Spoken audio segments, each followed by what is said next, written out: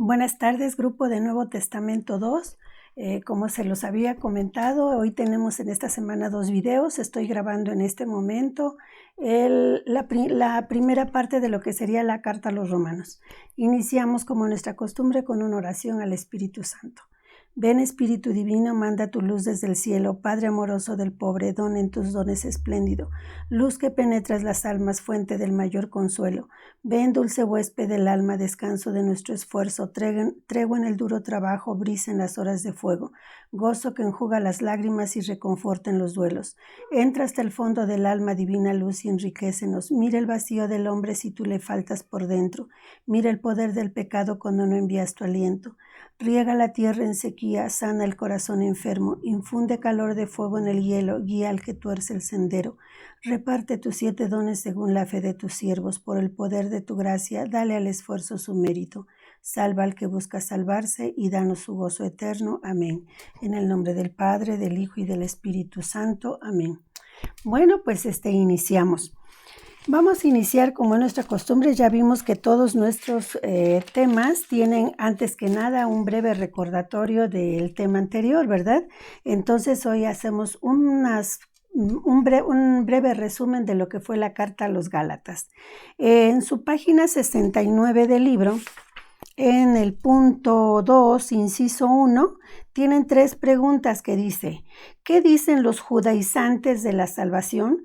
Recordamos que los judaizantes son aquellos judíos convertidos que querían exigir a los gentiles y a todos los que abrazaran la fe cristiana que tenían que practicar también la ley mosaica. Entonces estos señores llegan a meter en duda a los Gálatas y pues de alguna manera están atacando el evangelio como lo presentó San Pablo. Entonces San Pablo escribe la carta a los Gálatas para defender el evangelio que él presentó, que es el evangelio verdadero, y para llamar la atención a estas personas que están tratando de poner en duda a los conversos, puede decirse, ¿sí? Bueno, a los convertidos. Entonces nos dice aquí, ¿qué es lo que decían los judaizantes de la salvación? Y entonces dice, que tenían que cumplir la ley de Moisés, circuncidarse y después podían hacerse cristianos. Y obviamente pues esto se elimina, ¿verdad? Entonces en la pregunta 2 nos dice, ¿qué les dice San Pablo sobre la salvación? Que la ley no justifica al hombre, que solo Jesús salva al hombre por la fe. Y la ley fue, después de la fe de Abraham, el padre de la promesa y de la fe. Cristo fue crucificado por la ley, y si se regresa al cumplimiento de la ley, entonces Cristo murió en vano. Dice, ¿qué dicen? A ver, voy aquí un poquito a detenerme en esto porque a lo mejor no quedó muy claro. ¿Qué es lo que les dice? Dice que solo Jesús salva al hombre por la fe, porque nuestro padre Abraham abrazó la fe aún antes, dice, de que Cristo fuera crucificado. Dice, aún antes de que pues llegara Jesús a darle cumplimiento al Antiguo Testamento, ¿verdad? Entonces aquí nos dice, además, por otro lado, si Cristo hubiese llegado nada más a cumplir la ley, pues hubiese sido un profeta como uno de tantos que había habido anteriormente, pero no hubiese venido a redimir al hombre. Entonces dice, y entonces Cristo habría muerto en vano, no tendría sentido, ¿verdad? Te pregunta 3. ¿Qué dicen los demás apóstoles que están en Jerusalén acerca de la salvación? Dice, al principio estaban confusos por ellos mismos. A veces compartían con los gentiles y a veces se alejaban de ellos. Después de la explicación de Pablo, lo ratifican y apoyan su presentación. ¿Se acuerdan que inclusive hablamos de que San Pablo había reprendido de alguna manera a San Pedro por la cuestión de que le dice, a ver, ¿cómo es posible que tú convives con los gentiles y tú no les has exigido que se circunciden? Entonces, ¿por qué quieres exigir? Dice que ahorita los gentiles, antes de entrar a la fe cristiana se tengan que circuncidar. Esa es una llamada de atención que le hace San Pablo a San Pedro. Entonces él lo comenta en la carta a los Gálatas. Bueno, pues entonces este es el recordatorio breve de lo que fue la carta a los Gálatas. Entramos ahora de lleno a lo que es la carta a los Romanos. Les voy a leer una pequeña reseña que tengo yo acá acerca de lo que es la carta a los Gálatas.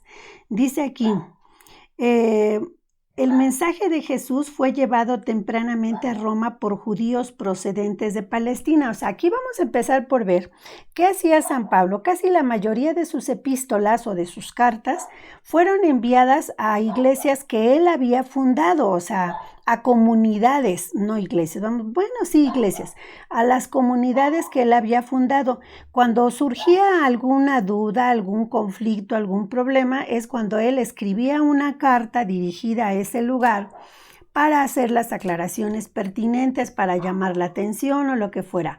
Pero aquí esta carta tiene una particularidad, la carta a los Romanos. O sea, él todavía no había ido a Roma.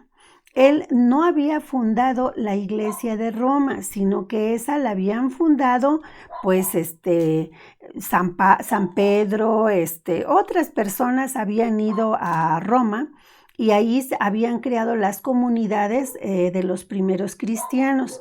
Entonces, Pablo, ¿con qué razón o cuál es su motivo para escribir esta carta a los romanos? Bueno, pues aquí no había ningún problema que solucionar. Aquí no había nada que él tuviera que aclarar en relación con la iglesia fundada en Roma, ¿verdad?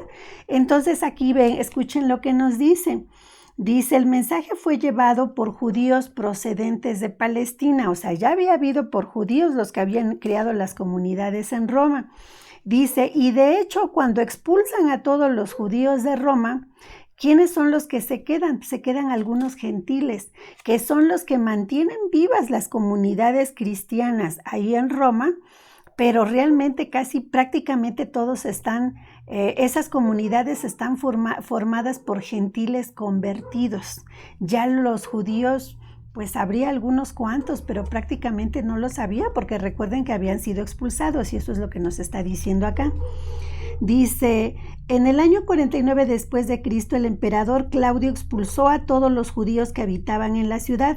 Al destierro marcharon muchos cristianos de origen hebreo. Durante el tiempo que duró la expulsión, hasta el año 54 después de Cristo aproximadamente, la comunidad siguió funcionando gracias a cristianos venidos del paganismo, o sea, puros gentiles. De hecho, cuando regresaron los judíos, la mayoría de los seguidores cristianos o los seguidores del Señor eran de origen pagano. 4 años después, el apóstol Pablo se dirige a estas comunidades o a esta comunidad mediante una carta en donde quiere presentarse a ella y solicitar su acogida cuando visite aquella iglesia no fundada por él. O sea, vean lo que les estoy diciendo. O sea, él escribe esta carta para hacerse presente. O sea, sepan quién soy yo. Y obviamente, como no hay un tema de corrección, un tema de conflicto ni nada por lo que él escribe esta carta se dice que es una de las que tiene mayor contenido teológico. ¿Por qué? Porque como no había un problema específico que tratar, él va a hablar de manera general sobre más que nada lo que sería la moral de los cristianos, o sea, cómo deben de vivir los cristianos. No solamente cómo deben de vivir su fe, sino cómo deben de vivir en comunidad. Entonces habla mucho de la moral, habla mucho de la fe, hace mucho hincapié en la fe, hace mucho hincapié también en lo que son en lo que no es tan necesaria la ley, sino lo importante es la fe en Cristo Jesús. Entonces está como más generalizada su carta, pero mucho más profunda, porque no trata un tema solamente, sino que se va de manera general a la forma en que tienen que vivir las comunidades. Entonces dice aquí, 4 años después, el apóstol San Pablo se dirige a la comunidad mediante una carta en donde quiere presentarse a ella y solicitar su acogida cuando visite aquella iglesia no fundada por él, pero también desea explicarles con cierta amplitud las ideas centrales de su predicación. O sea que él empieza a vivir y quiere presentarles o quiere decirles qué es lo más importante de lo que él predica de la fe de Cristo, en Cristo Jesús. Pero obviamente ven que en las cartas anteriores, desde que vimos las de Tesalonicenses, ahorita que ya vimos la de Gálatas, ¿qué es lo que él hace hincapié? O sea, es cómo deben de vivir, tienen que hacer vida aquella fe. O sea, tienen que llevarla a la práctica y hacerla en obras, porque no tiene sentido nada más hablarlo, sino tienen que vivirlo, tienen que llevarse bien con sus prójimos, ayudarlos. Les pide, ¿se acuerdan que en Carta de los Gálatas él menciona toda la serie de pecados en los que puede incurrir una persona cuando no lleva una vida unida a Cristo, y los frutos que pueden verse después de que él viva en unión o en comunión con Cristo Jesús? Entonces quiere decir que lo que en esta carta de los Romanos, él está tratando por todos los medios de hacer bien claro y específico cómo es cómo se debe de vivir la fe para vivir en comunión con Cristo. Y entonces va a tratar muchos temas, pero más que nada de lo que es la vida en comunidad. Entonces aquí nos habla, dice, la carta y sus peculiaridades, o sea, sus generalidades, dicen. Pablo escribió esta carta desde Corinto al final de su actividad misionera en la parte oriental del imperio, sin llegar a ser una síntesis completa de su enseñanza. Sí es su escrito más extenso, porque es la carta más grande, ¿eh? Si ustedes ven en su Biblia, de todas las epístolas que se le atribuyen a San Pablo, la carta a los Romanos es una de las más grandes, ¿sí? Entonces es lo que nos está diciendo acá. Dice, sí es su escrito más extenso y de más envergadura doctrinal, o sea que tiene un detalle más explícito de lo que es su doctrina, de cómo él está presentando el Evangelio de Cristo. Es como si Pablo viera en Roma, que es el corazón del paganismo, el mejor símbolo del carácter universal de la iglesia cristiana. O sea, ahí donde más abunda el pecado, donde más hay gente de todos lados que convergen allí con una serie de costumbres, de ideas, de conceptos diferentes. Entonces él dice, ahí es donde yo tengo que especificar cómo la fe en Cristo Jesús salva sin importar de dónde vengas, tu origen étnico, tu cultura, tu raza, nada de eso va a diferenciar. El Evangelio es universal, es para todos. Entonces, por eso tiene un gran contenido doctrinal esta carta. Dice, pero también desea explicarles con cierta amplitud, aquí dice, el mejor símbolo, dice, el corazón del paganismo, el mejor símbolo del carácter universal de la iglesia cristiana, que es lo que les estoy diciendo. O sea, no importa de dónde vengas, no importa lo que tú pienses, cómo hayas vivido y todo, tus orígenes, tu nivel socioeconómico, nada de eso cuenta. Basta con que tú tengas fe, que te conviertas y que vivas esa fe, ¿sí? Luego dice, la organización de la carta es sencilla. Y entonces acá, pues, me voy a detener un poquito para leerles ahora de la Biblia de Jerusalén, no de la que tenemos la grandota nosotros, ¿verdad? Pero sí es la Biblia de Jerusalén. Yo aquí encontré unas partecitas que me parecen como que nos van a dar un panorama muy general de lo que es la carta a los romanos. Entonces, ¿qué nos dice aquí? Nos dice que la carta está seccionada en algunas partes. Entonces, si gustan, pueden tomar nota, en donde nos dice, dice una parte donde él aborda los problemas desde el punto de vista jurídico.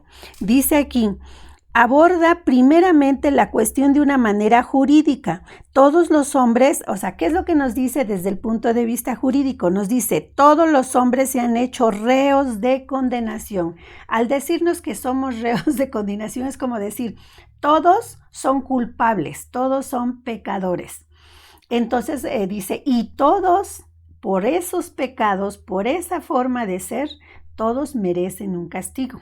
Entonces ya se está yendo a la cuestión legalista, ¿verdad? O sea, sabemos que la ley pues va a castigar, va a imponer condenas a quienes infringen la ley. Entonces, en este caso, hablando espiritualmente o religiosamente, él nos está hablando de que al ser pecadores, somos pecadores porque infringimos la ley de Dios. Entonces, al ser pecadores, somos reos de un castigo que nos merecemos por ser pecadores. Entonces dice, se han hecho reos de condenación, pero Cristo, con el don de su sangre, ha dado origen a un mundo nuevo en que es posible la salvación por medio de la fe. Entonces ya vieron que lo primero que les dice, no me importa de dónde vengas, así seas rico, pobre, negro, blanco, de griego, judío, lo que sea, todos son pecadores, todos somos pecadores, ¿sí? Entonces dice, pero Dios con su sangre nos ha redimido a todos, a todos. Y entonces, por medio de la fe, vamos a encontrar la salvación. Y esto lo está desarrollando en el capítulo 1 de versículo 18 al capítulo 5, versículo 11. Bueno, esa es la forma en que él aborda el tema de una manera jurídica o legal, si así lo queremos ver. Otra parte dice, habla luego como pastor. Bueno, ahora ya se le olvidó la cuestión legal y ahora entra la cuestión pastoral. Dice, muestra que todos los hombres solidarios en Adán viven sujetos al pecado. O sea, nos va a hablar de lo que nosotros conocemos como el pecado original, ¿verdad? Nosotros vivimos en pecado porque somos solidarios con Adán, o sea, si Adán pecó, nosotros heredamos ese pecado. En Jesús, nuevo Adán, nos salvamos al vincularnos al Señor por la fe y por el bautismo. Entonces viven entonces a la espera de la salvación que culminará la renovación iniciada en la vida presente.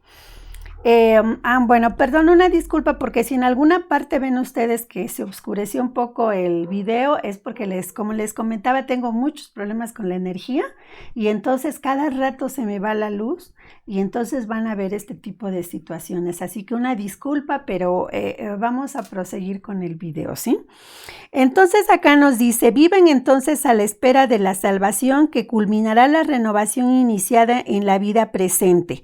Dice, o sea que si todo esto que les estoy comentando de que nos solidarizamos con Adán por el pecado original, con el nuevo Adán que es Cristo, así todos, o sea, fíjense, si todos por el pecado de Adán somos reos de condenación, por el pecado del nuevo Adán, perdón, por la redención del nuevo Adán que es Cristo Jesús, todos, absolutamente todos también tenemos derecho a la salvación. Entonces esto nuevamente es algo que él va a estar desarrollando en el capítulo 5, versículo 12, desde el versículo 12 hasta el capítulo 6, versículo 23. Ay, como pueden ver, es una cosa espeluznante. ¿Ven por qué no grabo con frecuencia los videos en tiempo? Porque este es el pan de cada día. Y si yo no grabo, yo no puedo grabar en las mañanas porque mis niños están en clases, se ocupan los equipos y demás. Y entonces miren, como ahorita en la tarde que ya es cuando yo puedo disponer del sistema, esta luz está infame, pero... Ay, no, ya no quiero decirles más. Comisión Federal, se hace sorda a los pedidos y no nada más soy yo, es casi la mitad de mi calle es los que estamos con este problema porque el transformador ya no da más. Y la luz que nos regresa. Voy a poner pausa para prender aunque sea una vela porque esto es... Nuevamente una disculpa por las fallas que estoy teniendo de luz y que esto es lo que da como consecuencia que, como ustedes ven, se oscurece la grabación.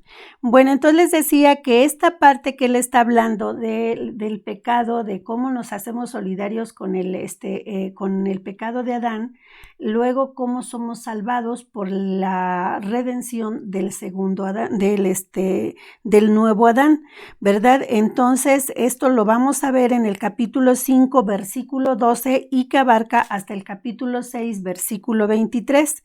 Luego nos dice la otra parte es que explora a continuación el interior del hombre. O sea, ahora ya nos va a hablar de la parte interior del hombre. El hombre se encuentra en contradicción consigo mismo, aspira al bien, pero su deseo le arrastra.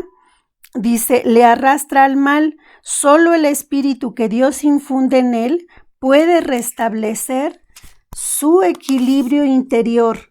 Es que el espíritu transforma su deseo al orientar su corazón hacia Dios, reconocido como Padre. De este hecho se sigue además que el cristiano puede entrar en comunión con sus hermanos y con toda la creación, incorporada también ella al dinamismo de la nueva vida.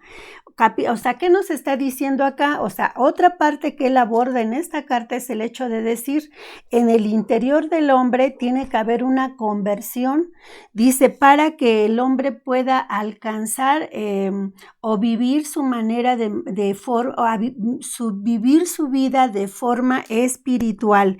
Dice, porque solamente la cercanía con Cristo va a transformar el espíritu del hombre y a su vez el hombre, transformando su interior, va a poder vivir la fe en Cristo Jesús de manera comunitaria. Dice, hacia Dios reconocido como Padre. De este hecho se sigue además que el cristiano puede entrar en comunión con sus hermanos. O sea, como les digo, puede vivir ya en comunidad si transforma su interior. Entonces, ¿esto dónde lo estamos mirando? En el capítulo 7, versículo 1 al capítulo 8, versículo 39. Finalmente, dice el apóstol, trata de comprender el designio de Dios en la historia. Hondamente angustiado ante el endurecimiento de su pueblo, advierte que la negativa de los suyos a creer en Cristo ha hecho posible que lo que constituía un privilegio de los judíos pase a ser patrimonio de todo el mundo. Pablo manifiesta su esperanza en la salvación final de Israel. Esto está en el capítulo 9, del 9 al 11. En la segunda parte de la epístola, capítulos del 12 al 16, Pablo deduce conclusiones prácticas de su precedente exposición. Los creyentes deben vivir desde ahora como seres ya salvados, dispuestos para ofrecerse a Dios. Bueno, pues entonces ya vieron como que ya les di un panorama general de lo que va a tratar la carta a los romanos. Una carta de las más grandes, una carta de las más doctrinales, una carta que ya vimos que va a abordar primero los aspectos desde una visión un poco legalista, jurídica, luego desde una visión de pastor, después de una visión interior, como pecadores, creándonos conciencia de por qué somos pecadores, porque heredamos el pecado de Adán, pero luego como la redención, la venida del nuevo Adán, ¿sí?, redime a todo el hombre. Somos solidarios en el pecado y también somos solidarios en la salvación. Desde luego, si vivimos si transformamos nuestro interior para poder vivir correctamente en comunidad, entonces ya vieron cómo como que le da un seguimiento muy ordenado. Aquí en nuestro libro viene unos comentarios, vamos a empezar a ver una de las actividades que nos dice aquí. En la página 70, en la parte superior, nos vienen unas citas bíblicas. Como en ocasión anterior, ahorita la más grande, que es aquí, que dice aquí del 1 al 30, es les voy a dar un resumen de esa cita para que ustedes vayan conociendo el pensamiento de San Pablo. Entonces, en esa parte nos dice que hagamos un resumen de esas citas. Entonces, yo les leo el resumen que hice de Romanos 8, del 1 al 30. Entonces, aquí nos dice: el hombre es libre porque la ley del Espíritu que da la vida en Cristo ha vencido al pecado y a la muerte, que es la carne, pues con su muerte Jesús quiere que vivamos según el Espíritu, no según la carne, pues la carne nos lleva a la muerte y el Espíritu a la vida y la paz. La carne genera odio a Dios y los que tienen el Espíritu de Dios, aunque mueran por el pecado, Dios que resucitó a Cristo de entre los muertos, por el Espíritu también los resucitará a ustedes, o sea, quienes vivamos por el Espíritu. Así, el que se guíe por el Espíritu vivirá, el que se guíe por la carne morirá. Ahora ya no tenemos espíritu de esclavos, sino de hijos adoptivos para poder decir: Abba, Padre. Y por eso somos herederos de Dios, porque sufrimos con Cristo para ser también con Él glorificados. Ningún sufrimiento actual se compara con la gloria que recibiremos. La creación toda espera también la liberación de la corrupción para participar así de la libertad gloriosa de los hijos de Dios. Ya estamos salvados, aunque sea en esperanza, pero si esperamos lo que no vemos, entonces estamos aguardando con perseverancia.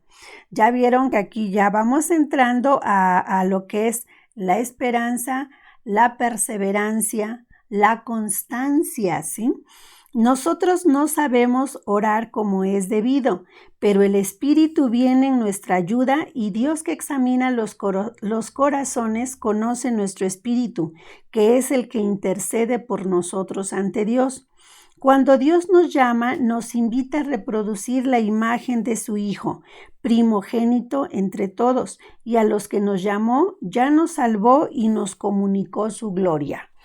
Este es un breve resumen de lo que es Romanos 8 del 1 al 30. Los otros que son un poquito más pequeños, sí sería bueno leerlos. Aquí nos dice Romanos 8 del 31 al 39. Se los leo. Romanos 8 del 31 al 39 y nos dice: himno al amor de Dios. Ante esto, ¿qué diremos? Si Dios está por nosotros, ¿quién contra nosotros? El que no perdonó ni a su propio Hijo, antes bien lo entregó por todos nosotros, ¿cómo no nos dará con él? ¿Cómo no nos dará con él graciosamente todas las cosas? ¿Quién acusará a los elegidos de Dios? Dios es quien justifica. ¿Quién condenará?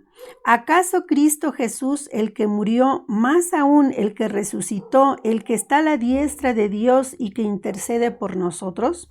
¿Quién nos separará del amor de Cristo? ¿La tribulación, la angustia, la persecución, el hambre, la desnudez, los peligros, la espada? Como dice la Escritura, por tu causa somos muertos todo el día, tratados como ovejas destinadas al matadero. Pero en todo esto salimos vencedores gracias a aquel que nos amó, pues estoy seguro de que ni la muerte ni la vida, ni los ángeles, ni los principados, ni lo presente ni lo futuro, ni las potestades, ni la altura, ni la profundidad, ni otra criatura alguna podrá separarnos del amor de Dios manifestado en Cristo Jesús, Señor nuestro. Entonces, como ustedes pueden ver, Él en todo momento está haciendo, el amor de Dios es tan grande que si estamos unidos al amor de Dios, ¿quién va a estar con la preocupación de, ay, me falta esto, me falta aquello? O como dice acá, dice, ¿quién va a estar contra mí si tengo a Dios de mi parte? Dice, ¿quién me va a separar de Dios? ¿La angustia, la preocupación, las persecuciones, el hambre? No, porque yo en Cristo lo voy a encontrar todo. Entonces, por eso esta fracción se llama himno al amor de Dios. Y de aquí lo que nosotros podemos sacar, que el amor de Dios, una vez descubierto, no hay nada que pueda servir de justificación para separarnos del amor de Dios. Entonces, con esto ya vimos el capítulo 8 del versículo 31 al 39. Ahora vamos a ver, ya no se los voy a leer, nada más les voy a dar un breve resumen de lo que son las otras citas. Dice Romanos 12, del 1 al 7. Aquí esto se llama el culto espiritual, o sea, cómo se tiene que dar el culto en espíritu y en verdad. Entonces aquí en general nos dice que es del 1 al 7. Nos va a hablar del culto espiritual y de la humildad y caridad en la comunidad. O sea, se recuerdan que ya habíamos hablado antes de que él busca esa conversión interior para poder vivir correctamente en comunidad. Entonces acá nos dice, en culto espiritual nos está diciendo que le debemos dar, que los cristianos le debemos de dar el debido culto a Dios con la ofrenda de nosotros mismos, para que podamos conocer con una mente nueva lo que Dios quiere de cada uno de nosotros. Eso es lo que nos está tratando de decir en todo esto. Espero que ustedes con calma lean en su casa estas citas y van a ver que esto que yo les estoy diciendo es un resumen pequeñito de lo que él está explicándonos en esto. En la otra parte donde dice humildad y caridad en la comunidad, ahí vean, ahí nos va a decir lo siguiente, que cada uno dejándose de pretensiones, o sea, dejen de aparentar, sean realmente como son ustedes. Ocupen el lugar que les corresponde en la comunidad, o sea, no estén buscando lugares importantes. Dice, ustedes busquen servir a los demás. Dice, la iglesia es un cuerpo en Cristo y nosotros somos miembros unos de otros, cada uno con su propia función según la gracia divina. La norma de conducta ha de ser el amor verdadero en todas sus manifestaciones. Aquí un poco él desarrolla el hecho de decirnos, cada quien recibe diferentes dones. Todos tenemos, Dios nos da dones, habilidades, capacidades diferentes y todas son importantes. Entonces, todas deben de estar al servicio de los demás, porque sirviendo a los demás estamos sirviendo a Dios mismo. Entonces, esto es lo que él va a tratar de desarrollar en toda esta parte. Esto que yo les leí son unos pequeños resúmenes que yo estoy sacando.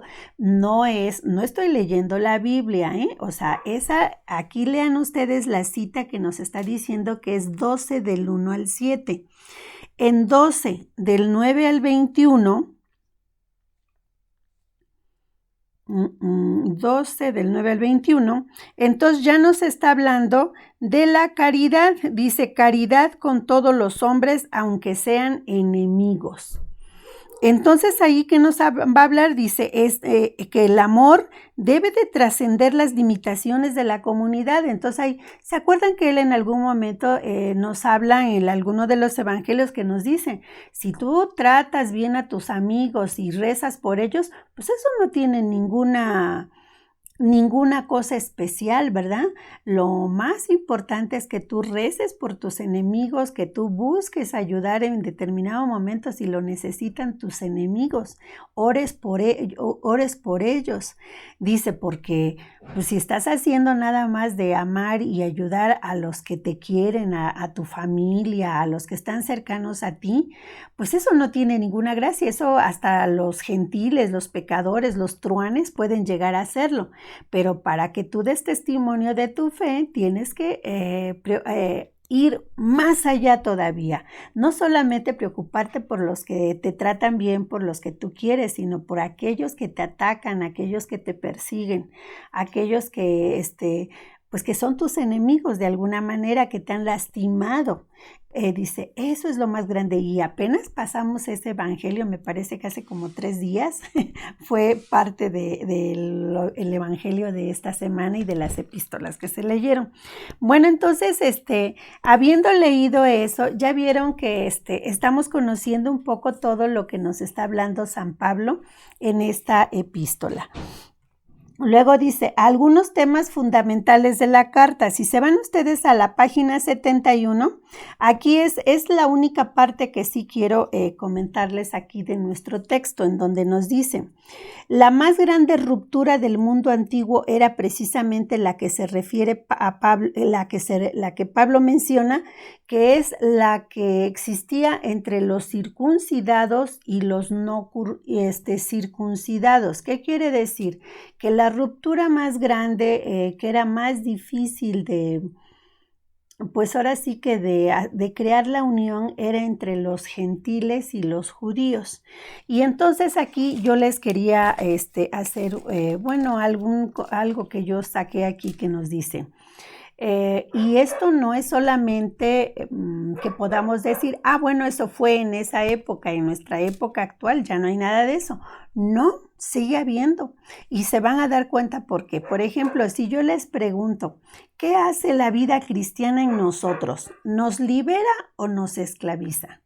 En nuestra actualidad nos encontramos muchas personas, o sea, infinidad de personas, que para ellos, dice, para algunos la vida cristiana es algo que aplasta, o sea, es algo así como que los oprime, que les pone muchas reglas, que ellos sienten que se sienten oprimidos, que les roba su libertad y por eso no quieren comprometerse, buscar conocer más su fe, porque dicen, ay no, es que me piden esto, me piden el otro, me llenan de reglas, de preceptos, ¿verdad?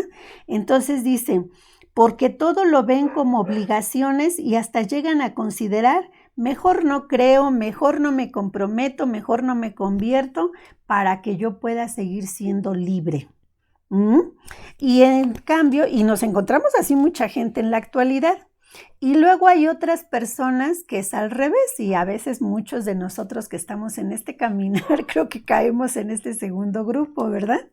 Dice, para otros la vida cristiana debe tener preceptos y hasta nos sentimos orgullosos de que nosotros sí los cumplimos y consideramos que tenemos una moral correcta, que somos fieles y somos fieles a esos preceptos de servicio a Dios. Y lamentamos porque, ay, ¿cómo ha cambiado la gente? ¿Cómo es posible que la iglesia permita que hagan esto, que hagan aquello? Y eso ha hecho que la gente se relaje más. Dice, y lamentan la relajación en el mundo por estar eliminando preceptos. O sea, cuando nosotros vemos que la iglesia en su amor tan grande que también tiene a la gente, bueno, todos somos la iglesia, ¿verdad? Pero digamos nuestros jefes o el magisterio de la iglesia, cuando va dando ciertas libertades, nosotros nos sentimos así como decir, ¿por qué? O sea, ¿por qué hacen esto? ¿Qué no ven que esto va permitiendo que la gente se relaje más? Y nos sentimos, como les decía anteriormente, orgullosos de que nosotros sí hemos cumplido con los preceptos. Y mire, verbigracia, les voy a comentar uno. Yo recuerdo que cuando se promocionó hace algunos años, no muchos, o sea que tendrá, no sé, creo que como...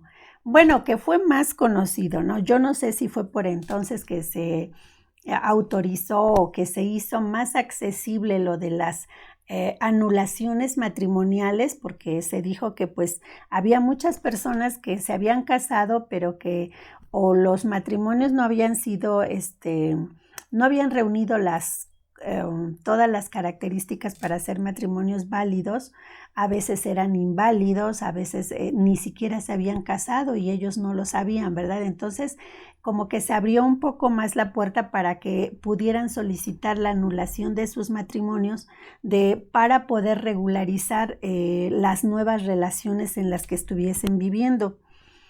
Cuando la iglesia dio estas autorizaciones y yo empecé a ver que algunas personas conocidas mías metieron inmediatamente sus papeles para empezar a tramitar la anulación de sus matrimonios primeros para poder regularizar su nuevo matrimonio. En lo personal, creo que no solo yo, sino algunas otras personas conocidas mías también, nos sentimos un poco lastimados, porque nos sentimos con aquello así como de decir, a ver, ¿cómo es posible? Entonces, ¿de qué sirvió que, por ejemplo, yo me casé hace X tiempo, tengo infinidad de años, tengo muchos años separada, y cómo es posible que todo este tiempo yo estuve guardándome, siendo fiel a un matrimonio y con tranquilidad? Ahora mi pareja, mi esposo, pide la anulación y se la van a conceder. Y entonces, como que en qué quedó todo esto que yo estuve de estar guardando, algo que yo consideré que era mi fidelidad a un sacramento efectuado y que ahorita me dicen que ni siquiera existió y que se anula. Entonces, como que sí hubo un poquito así de sentirme decepcionada, ¿verdad? Así como decir, entonces, ¿en dónde estoy? ¿No? O sea, vino el desánimo, ¿sí? Entonces, como yo, pues muchas personas y así muchos detallitos que la iglesia generosamente lo hace por el bienestar de nosotros, sus hijos. Y resulta que a veces, pues nosotros estamos como que en este segundo grupo, ¿verdad? Dice, el primer grupo está en no quiero reglas, no quiero compromisos. Y entrar a la iglesia es crear una bola de compromisos, de reglas, de cosas que me oprimen y quiero ser libre. Y en el otro grupo es, ¿cómo? Deberían de haber más reglas, no las quiten, deberían de poner más. Y yo me siento bien acá porque yo sí las cumplo y hasta me siento así como importante al lado de quienes no las cumplen, ¿no? Entonces, dice, ¿cómo ves tú la fe? Dice, ¿te libera o te esclaviza? Y entonces dice, ¿pero qué es esencial en la vida cristiana?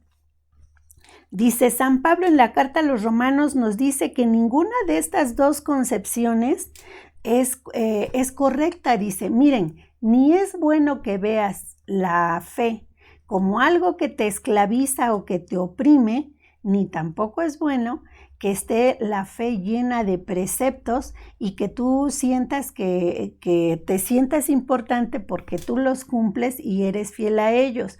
¿Sabes por qué? Dice, porque en el momento en que tú estés mirando la fe como una cuestión de compromisos, como una bola de reglas que tienes que cumplir, finalmente terminas peor. Tanto si las tienes como si no las tienes, todas ellas te llevan a llevar una mala vida. Aquí nos dice San Pablo en la carta a los Romanos nos dice que ninguna de estas dos concepciones es buena, dice que ninguna de estas dos concepciones está bien, que cualquiera de ellas al paso del tiempo nos esclaviza más. San Pablo dice que hay que transformar nuestro interior para acudir al llamado de Dios y que ese llamado de Dios que nos hace a cada uno de nosotros, nos lo hace con amor y nosotros tenemos que responder también con amor a ese llamado. Pablo conocía a los gentiles, quienes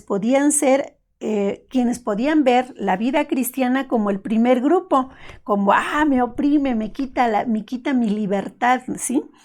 Dice la vida cristiana como una carga, como algo que los esclavizaba, pero también conocía a los judíos quienes decían que entre más preceptos y reglas hubiera era lo correcto, porque ellos estaban más habituados a la ley mosaica, que cumplir era lo más propio para alcanzar la salvación. Pero ¿qué es lo que pasaba? Que ellos sentían que basta con que yo cumpla este precepto como fórmula matemática, o sea, yo hago esto más esto y pago mis diezmos y esto y ya gané la salvación. O sea, como si fuera algo a lo que tenían derecho, y Dios tenía la obligación de dárselos al momento que ellos cumplieran con determinados preceptos. Y no es así.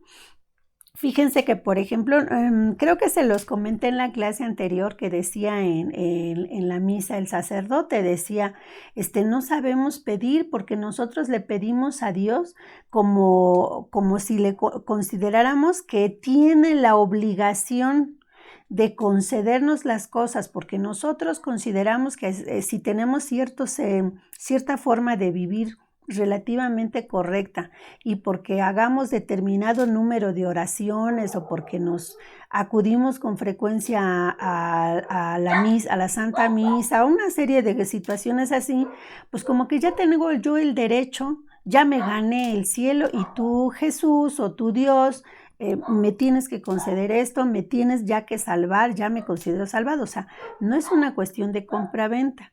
Dice, y decía el sacerdote, no sabemos pedir. Para que realmente lo que debemos de hacer es pedir considerando que nada que hagamos nos da el derecho de tener la vida eterna, que la vida eterna la tenemos por pura misericordia divina. No porque nosotros no la ganemos en ninguna forma, porque nada que hagamos alcanza a cubrir el grado de nuestros pecados, de los muchos pecados que tenemos. Así que lo que nosotros llegamos a obtener cuando, si Dios quiere, alcancemos la salvación, será por la pura misericordia de Dios, ¿sí? Porque cuando nosotros pedimos, no pedimos, exigimos, ¿sí? Entonces, eso no está bien.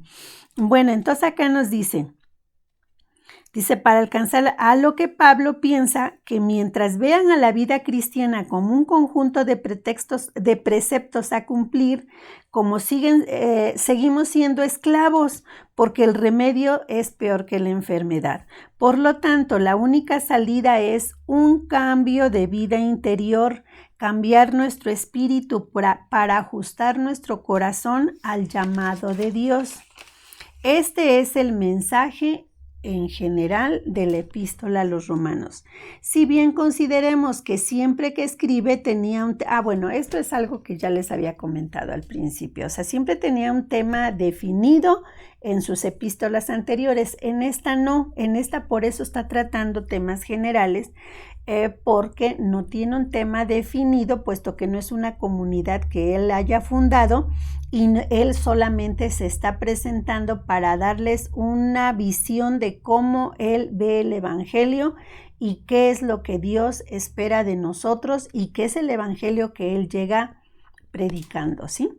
Bueno, pues hasta acá nos vamos a detener para que la próxima clase ya nada más vamos a ahondar un poquito en esto que dice algunos temas fundamentales de la carta, que prácticamente ya se los comenté todos ahorita, y vamos a contestar los cuestionarios, ¿sí? Bueno, pues entonces, perdón por estas interrupciones, estos apagones de luz que ustedes van a ver, que ya me prendí aquí una velita para que por lo menos pudiera seguir leyendo, pero lo que no quiero es que nos atrasemos, ¿sí?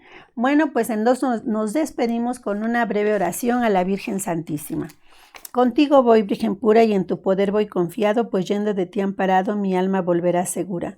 Dulce Madre, no te alejes, tu vista de mí no apartes, ven conmigo a todas partes y nunca solo nos dejes. Ya que nos proteges tanto como verdadera Madre, haz que nos bendiga el Padre, el Hijo y el Espíritu Santo. Amén. Que tengan una excelente semana.